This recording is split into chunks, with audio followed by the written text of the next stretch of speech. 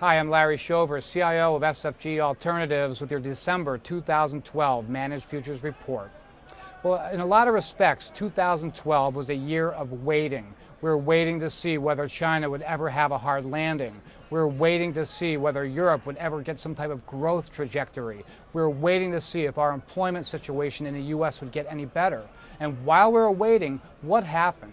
We saw double-digit returns in the S&P 500, in REITs, in U.S. high yield, even emerging market bonds. Along with that, we saw single-digit returns out of the U.S. Treasury. Now, with all of that, with all those headwinds, what happened to managed futures? Why did they underperform so badly and so much so?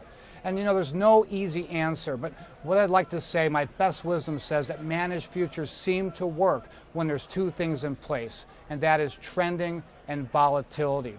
Let me give you two really quick examples. This past summer, we had volatile and trending markets with the drought. We saw corn, wheat, soybeans go through the roof, and that provided great opportunities for a lot of CTAs. Secondly, the Japanese yen. The Japanese yen has been falling for months. It's been very volatile. It's given a lot of opportunity to CTAs that are trading in that arena.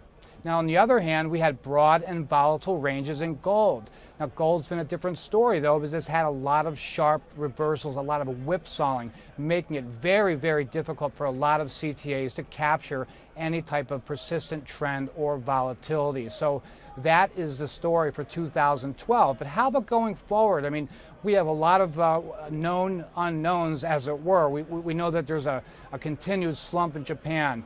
We know that there's a business capital spending overhang in China. We know that the situation in Europe is far from being over, and we still have a persistent labor problem and debt ceiling issues in the U.S. Are we going to see double-digit returns again?